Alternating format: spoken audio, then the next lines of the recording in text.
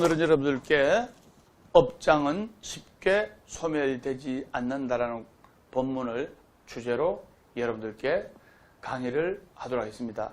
우리가 살아가면서 나는 전생에 업장이 많아서 금생에 이 고통을 받는다, 이런 말들을 종종 하시는 분들이 많이 계십니다. 맞죠? 그래서 업장은 하루아침에 쉽게 소멸되지 않습니다. 그 업장을 소멸하려면 부단한 노력과 정진과 수행이 뒷받침돼야 되는 거예요. 우리가 체질로 이야기하면 알레르기 체질 있잖아요. 알레르기 체질. 이 알레르기 체질이 하루아침에 체질이 개선되지 않습니다. 엄청난 노력과 그리고 식이요법과 또 운동과 이런 것이 수반이 되고 병행이 될 때 체질이 개선되듯이 업장도 이와 같습니다. 그래서 정말 부단한 기도와 노력과 정진과 수행만이 나의 업장을 소멸시킬 수가 있다 이 말입니다. 그래서 자 먼저 지장경 원문 공부하고 강론 들어가도록 하겠습니다. 지장경은 여러분들이 인생에 있어서 행복으로 가는 내비게이션과 같습니다. 부산에서 서울까지 올 때 또는 서울에서 부산까지 올 때 내비게이션이 있어야 여러분들이 편안하게 올 수가 있듯이 바로 인생의 행복지도라고 말할 수가 있습니다. 제가 선정합니다. 인생의 행복지도. 그래서 지장보살과 지장경에 대한 가르침은 바로 견문이익품, 보고 듣는 것만으로도 우리 중생들에게 이익이 된다. 지장경을 사경하고 지장경을 읽고 지장경을 깔고 자는 것만으로도 여러분들에게 공덕이 될 수 있다 이 말입니다. 그래서 보고 듣는다는 뜻을 지닌 견문에 대해서 조금 설명을 드리면, 견이란 것은 바로 어린아이의 눈처럼 가장 순수한 눈으로 본다는 뜻입니다. 있는 그대로를 볼 줄 알아야 돼요. 있는 그대로. 근데 우리 사람들이 있는 그대로를 안 보잖아요. 물 있죠, 물. 물을 우리가 인체에 유익한 물로 생활하잖아요. 뭐로 생활합니까?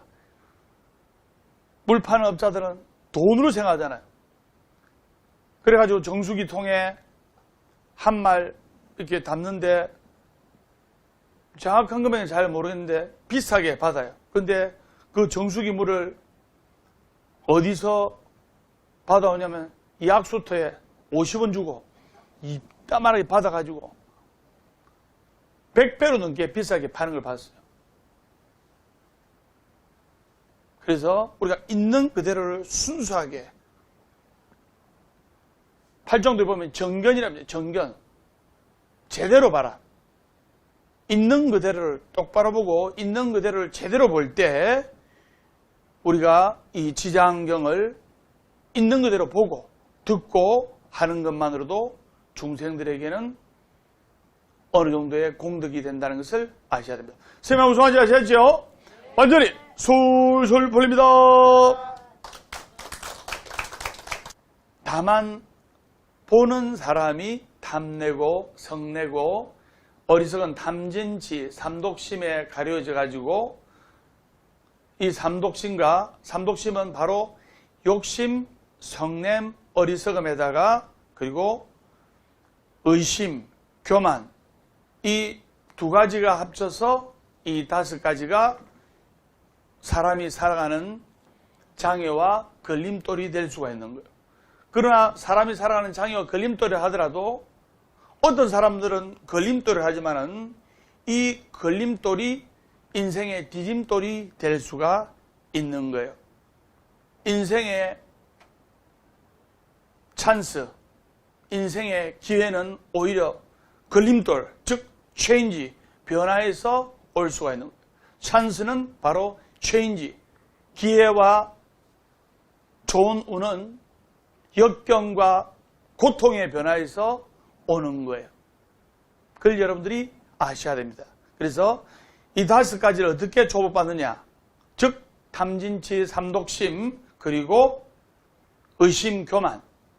이 5가지 중에 욕심을 내는 사람들한테는 바로 보시를 강조하고, 그리고 성냄, 화를 잘 내는 사람들한테는 바로 자비심을 강조하고, 그리고 세 번째로 어리석은 사람들에게는 지혜를 이렇게 강조하고, 그리고 의심하는 사람들에게는 믿음을 강조하고, 교만한 사람들에게는 겸손함을 부처님께서 강조하셨습니다. 그래서 많은 사람들이 행복해지고 부자가 되려고 합니다. 많은 사람들이 건강해지고 좋아지려고 합니다. 부처님 84,000번뇌를 중생들의 딱 2가지 손으로 말씀드리면 중생들의 번뇌가 얼마나 많습니까? 84,000가지의 번뇌가. 이루 말할 수가 없어요. 근데 그걸 딱 2가지로 요약하면 제가 선정하겠습니다. 건강, 부자. 거기에 다 해당되어 있는 거예요. 맞죠? 네. 결국엔 여러분들이 건강해지고 부자되고 잘 살라고 하는 거예요. 그래서 21세기 불교는 바로 현실불교, 생활불교, 대중불교라는 것을 알아야 됩니다. 그래서 여러분들이 어떤 마음을 가지고 기도하느냐? 바로 해와 달이 만천하를 골고루 비추나 높은 봉우리는 햇빛이 먼저 들고 해와 달이 만천하를 골고루 비추나 깊은 골짜기는 햇빛이 늦게 들고 부처님의 자비강명이 만중생을 골고루 비추나 바로 믿는 이가 먼저 빛을 본다 했습니다. 의심하지 말고 교만하지 말고 믿는 마음으로 기도할 때 한량없는 불보살님의 가피가 있는 겁니다.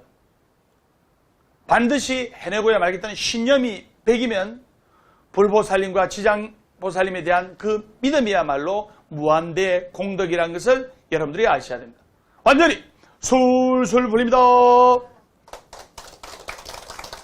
오늘 강론의 제목은 업장은 쉽게 소멸되지 않는다라고 제가 해석을 했는데요. 그래서 여러분들께 업장을 짊어진 채 고통스럽게 살다간 사람에 대한 이야기를 재밌게 말씀드리도록 하겠습니다.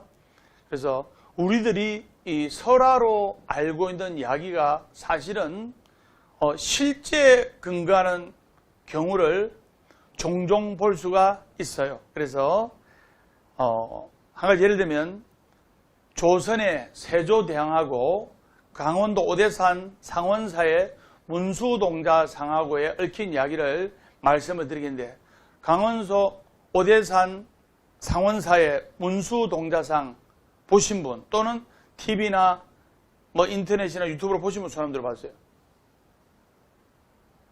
갈래머리에 얼굴은 내가 비슷하게 생겼습니다. 순수하게 생겼어요. 그리고 갈래머리 아시죠? 양쪽 갈래머리. 한 10살 된 동자상인데 그 이야기가 어떻게 유래된지 말씀을 드리겠습니다.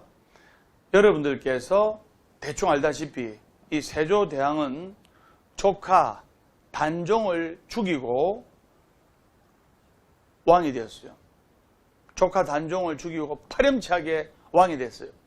그래서 개우정난을 일으켜가지고 많은 훌륭한 인재들을 말에다 묶어서 또는 소에다 묶어가지고 사지를 찢어 죽이는 만행을 저질렀어요. 그런데 이 인과의 질서는 아주 철저해서 자기가 저지른 모든 업보를 세조대왕 당대에 다 받게 되는 거예요. 여러분들 잘 들으셔야 됩니다. 이생에 지어서 이생에 받는 과보인 수년보의 표본이라고 해요. 제가 선장했던 수년보. 즉 수년보라는 것은 이생에서 지어서 이생에서 받는 업보를 말합니다. 한 번 더 말씀드리겠습니다. 수년보. 이생에 지어서 이생에 받는 과보를 수년보라고 합니다. 그래서 이 세조대왕이 밤에 잠을 자는데 얼마나 많은 사람들 죽였으면 꿈자리가 좀 안 좋았어요. 여러분, 우리가 로드킬이라고 길에서 또는 도로에서 가다가 정말 처참하게 죽은 동물 또는 뭐 개나 고양이의 사체를 보면 좀 마음이 그렇잖아요. 또 꿈자리가 안 좋은 사람도 있고, 그렇듯이 많은 훌륭한 인재들을 잔인하게 죽여놓으니까 얼마나 꿈자리가 안 좋겠어요. 그래서 밤에 잠을 자는데 세조대왕 측근들에게 살해당한 지 얼마 안 되는 단종의 어머니인 현덕왕후가 나타나가지고 꿈에서 저주를 합니다. 야, 이 더러운 놈아, 그래 왕자리를 뺐으니까 그렇게 좋으냐? 네가 잘 되는 거 안 보자. 내가 네 자손 대대로 다 대를 끊겠다 하면서, 야, 이 나쁜 놈아 하면서 퇴! 하고 얼굴에 침을 뱉고 싹 사라졌어요. 이 꿈이 너무나 생생해가지고 꿈을 깬 세조가 식은 땀을 흘리면서 그날부터 밤을 제대로 못 넘기고 잠을 제대로 못 자고 악몽에 시달리고 가위에 눌리게 됐어요. 그런데 이 꿈에 나타난 현덕왕후의 저주대로 세조의 첫째 아들은 19살 때 갑자기 죽고 둘째 아들은 갑자기 병을 얻어서 급사하게 됐고, 그래서 배가 다 끊긴 거예요. 그리고 현덕왕후가 꿈에 나타나서 얼굴에 침을 뱉고 갔잖아요. 침을 뱉고 간 그 얼굴은 처음에 여드름 같은 게 조금 나더만 그 여드름이 커져가지고 종기가 되더만 얼굴에 또 온몸에 특히 등에 종기 같은 여드름이 나가지고 요새로 치면 악성 알레르기 건성 피부염이죠. 밤에 잠 못 잡니다. 가려워서. 그죠? 그래가지고 온몸이 피부가 썩어 내려앉다시피 해가지고 결국에는 51살의 나이로 죽게 돼요. 그래서 아까 스님이 수년보에 대해서 이야기를 했습니다. 이생에 지어서 이생에 받는 갑오. 그래서 세조는 수년보의 업보를 받았어요. 그러면 아까 스님이 서두에 언급했다시피 상원사, 문수보살, 동자상과 이 세조왕과 얽힌 이야기를 이제 꺼내가지고 구체적으로 말씀을 드리도록 하겠습니다. 이 세조왕은 정말 많은 사람들의 피눈물과 많은 사람들의 희생을 힘입어 왕이 되었어요. 맞죠? 근데 현덕왕후의 저주로 꿈에 현덕왕후 나타나가지고 저주를 퍼붓잖아요.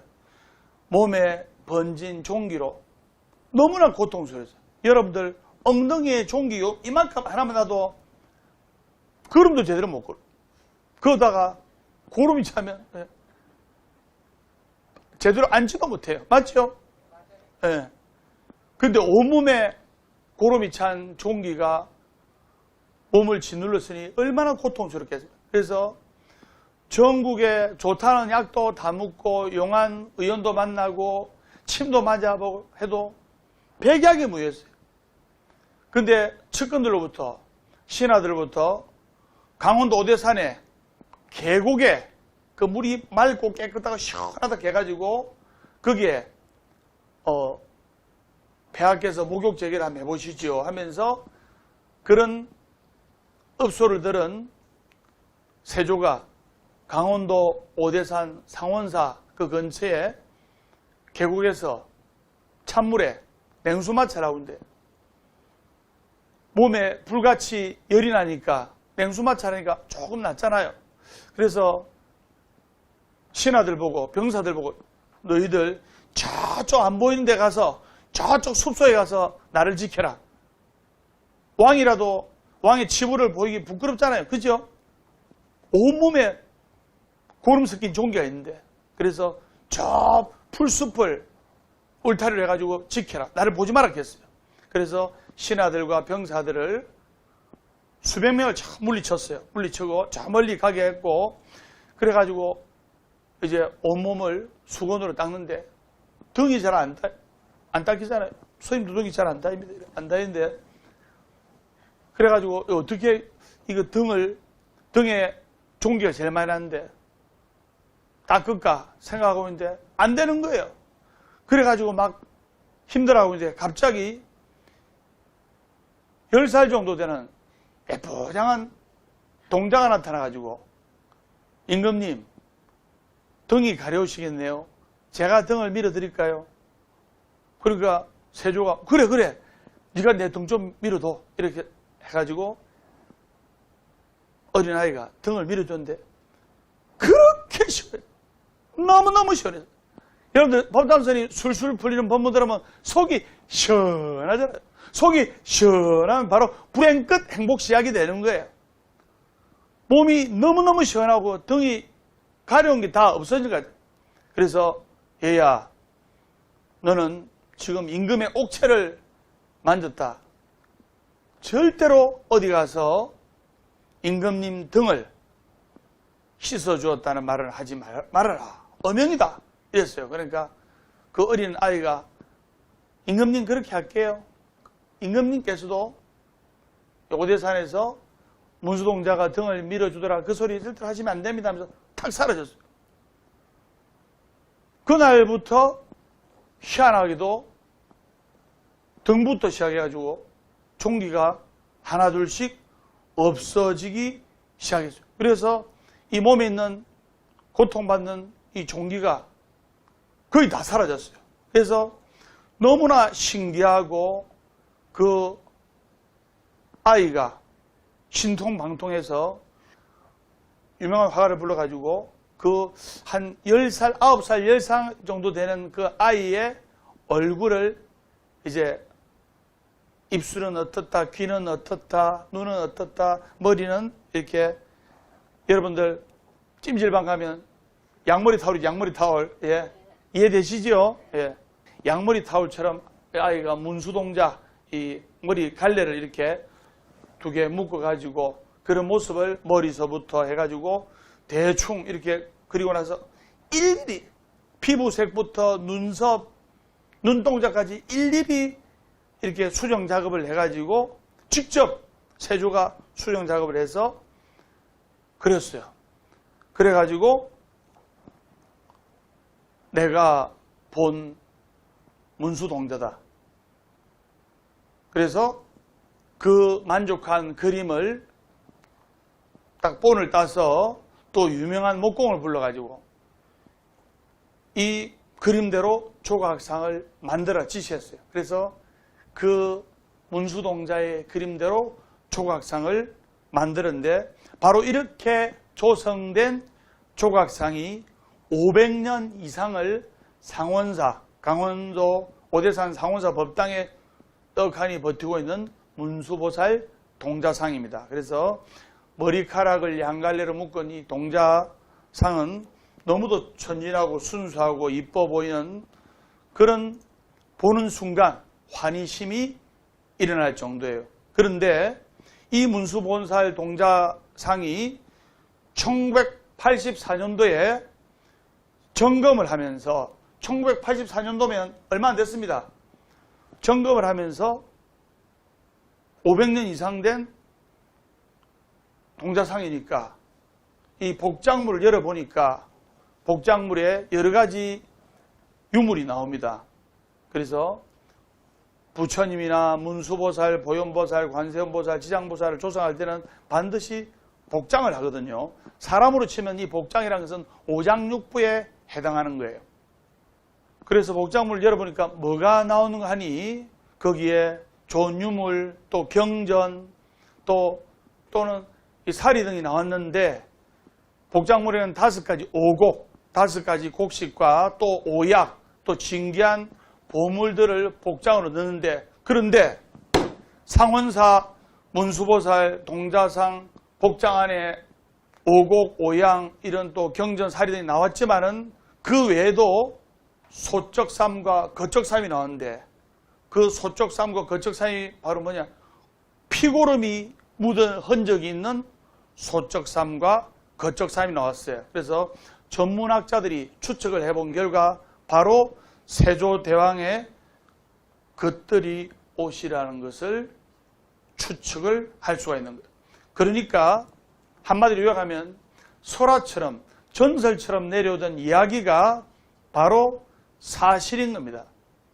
그럼 지금 스님이 이야기를 종합하고 요약을 하면 세조대왕이 많은 악업을 저질러 왕이 되었지만은 그 많은 사람들을 죽인 갑으로 몹쓸 피부병을 얻은 고생하던 중에 좋은 물을 찾아서 오대산 상원사까지 오게 되었고 그 물로 임시 몸이 좋아졌어요. 그래서 그 기념으로 오대산 계곡에 만난 문수동자를 임금의 어명으로 조성을 해가지고 상원사에 모시게 되었어요. 그래서 세조가 양심의 가책을 느낄 거 아닙니까? 수많은 사람들의 피를 제물로 자기가 왕이 되었기 때문에 그래서 그 양심의 가책으로 전국 방방곡곡에 사찰을 다니면서 불상을 조성하고 선행을 베풀고 불사를 했던 흔적들이 많이 남아 있어요. 그래서 그런지 조선의 왕들이 평균 수명이 39, 40대 초반입니다. 조선의 왕들이 평균 수명이 40대 초반임을 감안한 걸 보면 이 세조는 50대 초반까지 살았으니까 비교적 오래 살았다고 봅니다. 근데 전문 수행자가 아닌 이상 그 악행의 뿌리는 완전히 뽑지는 못한 거예요. 그래서 50대 초반에 피부병이 재발해서 서거하고 말한 거예요.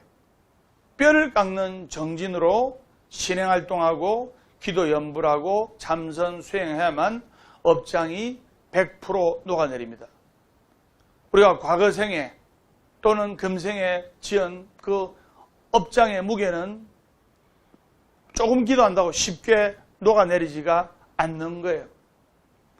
세조가 그렇게 문수보살 동자상도 오대산 상원사에 조성을 하고 보시도 하고 각절의 불사도 나름대로 많이 하고 했지만은 그 자기가 지은 그 업보는 금생에 완전히 소멸하지 못했다 이 말입니다. 그러니까 끝까지 업장 녹을 때까지 기도하고 기도해야 한다 이 말입니다. 숨 쉬듯이 기도하고 이 기도하는 자체가 일상이 돼야 되고 생활이 돼야 되는 거예요. 여러분들은 술술 풀리는 도량 보고서를 왔습니다. 그래서 여러분의 아들, 딸도 반드시 술술 풀리고 성공할 수 있다 이 말입니다. 그것을 아셔야 됩니다. 완전히 술술 풀립니다. 그리고 우리가 이 업장이 녹을 때까지 기도를 하시는 우리나라의 불자들 중에 90%가 여성 불자들이에요.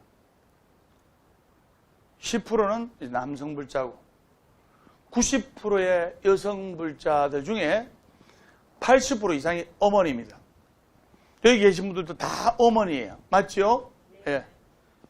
지금 이 자리에 어머니 아니신 분 아무도 없습니다.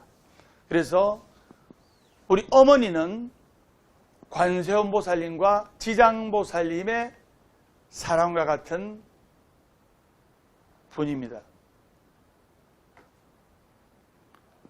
친구나 형제나 또는 친척이나 이런 사람들은 내 아들을 버리고 내 딸을 버리더라도 내 아들이 내 딸이 설사 사형수가 됐다 하더라도 어머니는 아들을 그 딸을 포기하지 않습니다.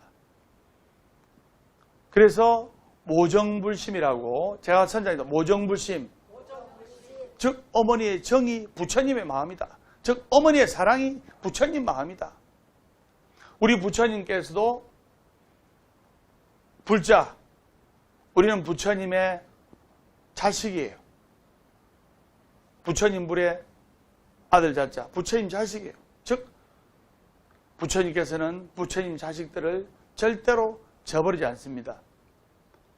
그래서 여러분들이 절에 와서 소원 성취하는 비결은 부처님 전에 눈도장 자주 찍고, 스님한테 눈도장 찍으면 안 돼요. 그래서 부처님 전에 눈도장 자주 찍고, 자주 부처님께 문안 인사드리고, 그리고 끈질긴 기도, 업장이 녹아내릴 때까지 한 번 기도해서 안 되면 두 번 기도해서 안 되면 세 번 기도하면 되게 돼 있는 거예요. 제가 나이롱뽕으로 이 자리에 와 있는 게 아닙니다. 산 넘고 물 건너 바다 건너 지금 이 자리에 와 있는 거예요. 그래서 부처님의 사랑은 바로 어머니의 정이요. 어머니의 정이 또 부처님의 마음이라고 할 수가 있는 겁니다. 거기에 관한 재미난 이야기를 한 가지 하겠습니다. 실화입니다. 어머니가 이제 5살 배기 아들, 그 다음에 4살 배기 아들, 두 아들을 데리고 있었어요. 남편은 이제 젊었을 때 병으로 돌아가시고, 그래서 연년생에 4살, 5살 아들을 그 엄마가 특별한 기술도 없고, 특별한 자격증도 없고, 요즘은 캐리어 어머니라고 자격증이 있고 기술이 있으면은 40대든 50대든 이렇게 사회에서 인정을 받고 대우를 받는 세상이지만 40, 50년 전만 해도 여성분들이 정말로 두각을 나타내기 힘든 세상이었습니다. 맞죠? 네. 40, 50년 전에 시집을 가더라도 처음에 남편 얼굴도 제대로 못 보는 경우가 있고, 그냥 애기 놓고 그냥 죽었다 하고 시집살이하고 그러죠. 그 다음에 아들 못 놓으면 죄인 취급받고. 그래서 그렇게 힘겹게 두 아들을 키우던 어머니가 잠시 이제 공사판에 돈 벌어 나간 사이, 이제 공사판에 보조 날라주고 하는 일하러 나간 사이에 집에 불이 났어요. 그 소문 듣고 이렇게 와보니까 불길이 집안을 완전히 화염이 휩싸였어요. 그러니까 어머니가 눈에 보이는 게 없어요. 그 4살, 5살 어린 아기를 두고 거적대기 하나 뒤집어 쓰고 불길로 들어갔어요. 그래서 두 아들을 구출했는데 먼저 4살이 막둥이부터 데리고 나왔어요. 데리고 나오고 그 다음에 5살짜리 아들을 이제 안고 나오는데 그만 불길이 다리를 내가 이제 크게 뒤었어요. 3도 화상. 1도, 2도 화상은 치료 잘하면 낫지만 3도 화상은 평생 이 화상이 가는 거예요. 그리고 여러분들이 아들, 딸 키울 때 부러지고 다치고 이런 것은 치료하면 낫지만은 뜨거운 물에 댄 자국이라든가 뜨거운 물에 화상 입은 거는 그것은 치료하고 또는 의술이 아무리 발전됐다 하더라도 이 피부가 짓눌러가 내려앉아 버리기 때문에 이게 원상복원이 잘 안 됩니다. 맞죠? 그래서 그 어머니가 다리를 크게 뒤었어요. 불에 뒤어가지고 또 얼굴도 뒤었어요. 그래서 이제는 공사판에도 못 가고 쩔룩거리면서 누가 공사판에 무거운 벽돌 날라라, 흙 날라라 하겠습니까? 자갈 날라라, 시멘트 날라라. 안 시킵니다. 그럴 힘도 없고, 그리고 얼굴이 뭉그러져가지고, 한쪽 눈도 이렇게 붙어가지고, 완전히 이렇게 정상적인 생활을 못할 정도 됐어요.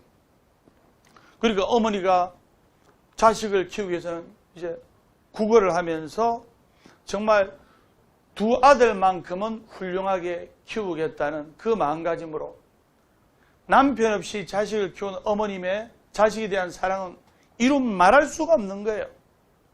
맞죠? 아빠도 자식을 사랑하지만 조금 덜해. 엄마는 10달 동안 배 아파서 낳았다 아닙니까? 그래서 국어를 하면서 동양을 하면서 두 자식들을 이를 악물고 공부를 가리키고 뒷바라지를 했어요. 그래서 어머니의 이러한 희생 덕분에 아들들이 공부를 열심히 하고 근 학창시절 동안 장학금으로, 그래서 학비는 엄마가 별로 안 들었어요. 그 아들 둘이 잘 되는 낙에 두 아들 승승장구하는 그 기쁨에 동냥을 하면서도 부끄러운 줄 모르고 두 아들을 키운다는 그 희망에 이렇게 자식들을 훌륭하게 키웠어요. 그래서 큰아들은 동경대학에 들어갔고 작은아들은 와세다 대학에 각각 수석으로 입학을 하게 된 거예요. 그래서 시간이 흘러가지고 한 4, 5년 시간이 흘러서 졸업식 날 그 엄마가 아들 졸업하는 모습을 보고 싶을 거 아닙니까? 그래서 먼저 큰아들 있는 동경대학으로 갔는데 이제 수석 졸업을 하게 된 아들이 졸업과 동시에 아주 큰 회사에 이렇게 좋은 직장으로 들어가기로 약속이 됐어요. 그래서 아들이 이제 졸업하는 학생 대표로 졸업 축사도 하고 그 옆에 훌륭한 내빈들도 많이 오고 있는데 어머니가 정말 얼굴도 심하게 화상을 입고 다리도 쩔룩거리면서 옷도 허름하게 입으면서 아들한테 가서 아들아 하니까 그 아들이 어머니 할 줄 아는데 그 아들이 부끄러워가지고 모른 체 하는 거예요. 그러니까 주위 사람들이 경비실에서부터 허름한 거지 차림의 할머니가 들어오니까 막는 거예요. 막으니까 요 우리 큰아들 이번에 좋은 성적으로 졸업합니다. 큰아들 아무개입니다 하면서 이야기를 하니까 그 이야기를 전애들은 큰아들이 나 그런 사람 모른다면서 그러니까 어머니가 학교 철창 사이로 아들아 불러도 모른 잠시 휙 돌아간 거예요. 평생을 안 먹고 안 입고 동냥을 하면서 자식을 키웠구만 그 사랑하는 큰아들은 모른 체 하는 거예요. 이야기를 하니까 실제로 제가 8살 때 있었던 이야기도 문득 떠오릅니다. 제가 어릴 때 몸이 너무너무 약했어요. 지금은 너무너무 건강해요. 너무너무 건강해서 밤에 잠이 안 옵니다. 근데 그 당시에는 8살 때 아프고 그리고 몸도 약했고 그 태어날 때부터 이렇게 경기도 많이 일으키고 이래서 부처님 팔아주라 해서 이 부처님 제자가 결국엔 되었는데 그래서 초등학교 1학년 때 반장이죠. 반장. 몸이 약하니까 아침마다 어머니께서 옛날엔 단약이니까 단약 요새는 한약인데 아침마다 이 건강에 좋은 한약을 밥 먹고 나서 이렇게 주셨어요. 그러면 그걸 먹고 가는데 도시락 가방 받아가지고 달래달래 학교 가는데 이제 아침 한 8시 반 이제 등굣길에 도로가에 차들이 버스가 시내 버스가 다 밀려가지고 많은 버스들이 밀려가지고 수십 대가 서 있는 거예요. 저 멀리서 제 이름을 부르는 거예요. 법담아 하면서 부르는 거예요. 보니까 내 어머니예요. 근데 어머니가 아침에 일어나셔서 파자마 차림으로 사자머리 알죠? 비스도 커지는 폭탄머리. 예.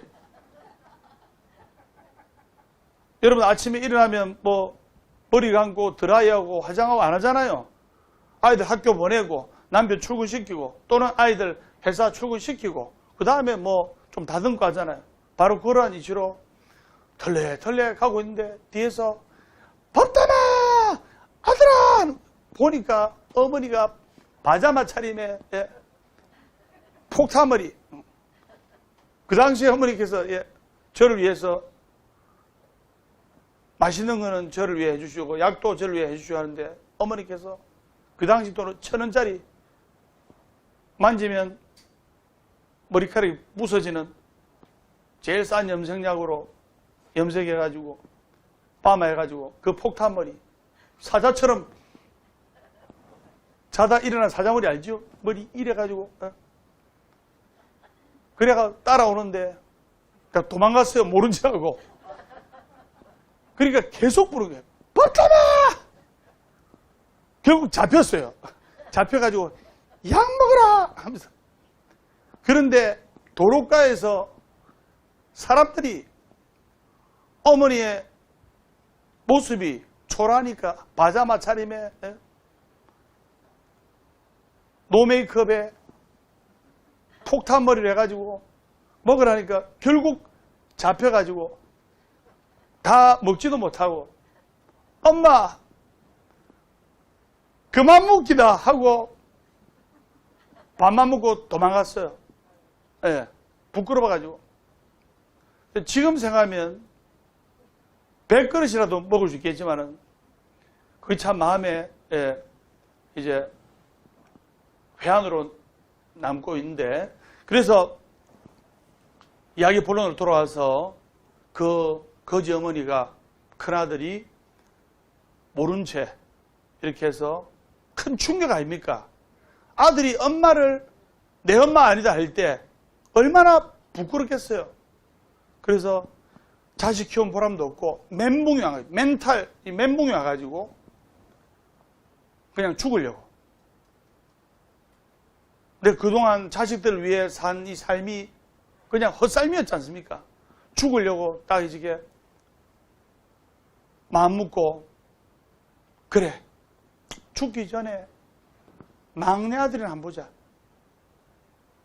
그래서 막내 아들 있는 와세대 대학으로 갔어요.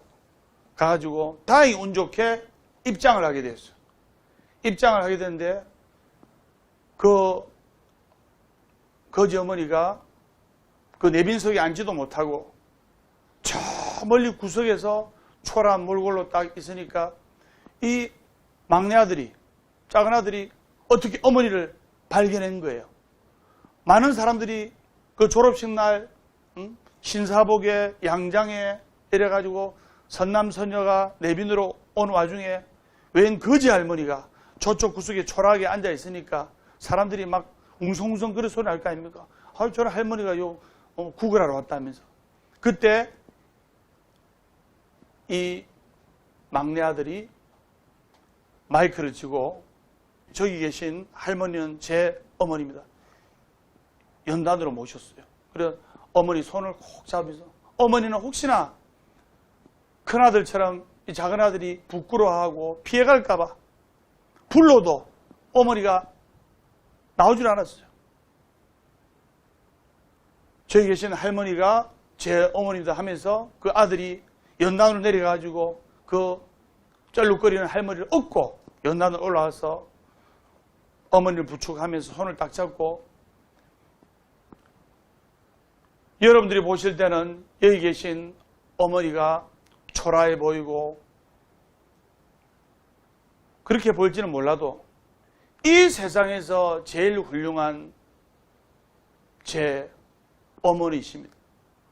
제 어머니가 다리를 절고 이 형색이 초라한 이유도 제가 4살 적에 뜨거운 불길에 타 죽을 위기에서 목숨을 걸고 저를 구해 주시다가 어머니께서 큰 화상을 입어서 이렇게 장애가 오신 겁니다. 오늘 제가 이 자리에 있고 이 훌륭한 연단에서 무사히 와사대 대학에서 4년간 마치고 장학생으로 졸업할 수 있었던 것도 순전히 어머니의 사랑과 희생이 있었습니다. 이 저한테 주는 꽃다발은 제가 받을 꽃다발이 아니고 제 어머니가 받아야 될 꽃다발입니다 하면서 꽃다발을 하나만 받은 것을 어머니한테 다 안겨주셨어요. 그자 거기에도 수많은 기자, 또 수많은 교수님, 또 거기에 내빈들이 일어서서 기립박수로서 그 아들과 또 어머님의 사랑을 가슴으로 느끼면서 축하를 해 주셨어요. 그래서 이게 이제 신문에 났어요.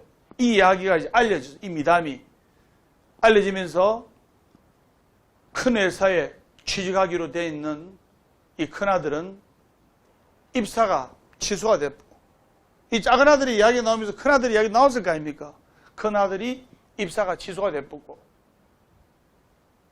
작은 아들은 와서대 대학 졸업하자마자 인류 회사에 엘리트 직원으로 뽑혀가지고 그 회사에 들어가게 됐어요. 들어가고 그 회사 사장님이 무남동녀 외동딸이 있었는데, 무남동녀 외동딸, 25살의 무남동녀 외동딸을 이 작은 아들한테 소개를 시켜줬어요. 그래서 결국에는 1년 일의 끝에 결혼하게 된 거예요. 즉, 어머님의 숭고한 사랑을 가볍게 여긴 큰아들은 좋은 회사에 입사도 취소가 되고 잘못되었어요. 그런데 어머님의 숭고하고 희생적인 사랑을 정말로 감사하게 받아들인 이 작은아들은 인류 회사에 들어가고, 그리고 그 인류 회사 딸과 결혼하게 돼서 초초 스피드로 승진해서 전무까지 올라가게 된 거예요. 이 이야기에서 우리가 느낄 수 있다시피 바로 오정불심, 어머니의 사랑이야말로 부처님의 마음이에요. 그 거지 할머니는 둘째 아들한테 민폐 줄까봐 연단에 나서지도 않고 저 숨어가지고 아들의 안위를 생각하고 아들이 불러도 나오지 않고, 그리고 그 어머님의 숭고한 사랑, 목숨을 바쳐서 두 아들을 건진 그 사랑이야말로 바로 우리 부처님, 지장보살님, 관세음보살님의 사랑이라 해도 과언이 아닙니다. 완전히 솔솔 풀립니다. 우리 어머니가 우리 아들, 딸을 위해서 희생도 마다하지 않는 것처럼 우리 부처님도 우리가 간절히 기도하고 간절히 지장보살, 간절히 관세음보살 찾으면 불길 속에서 어머님이 뛰어들어와서 우리를 살려주신 것처럼 부처님, 지장보살님, 관세음보살님, 문수보살, 보현보살님께서 우리를 지켜주시고 구해주시고 가피를 내려주신다는 것을 여러분들이 아셔야 됩니다. 그래서 오늘 여러분들과 같이 서울보각사 서울본부에서 부처님 말씀을 전했습니다. 다음 시간에 밝고 건강한 모습으로 뵙도록 하겠습니다. 우리 다 같이 인사하겠습니다. 완전히 술술 풀립니다.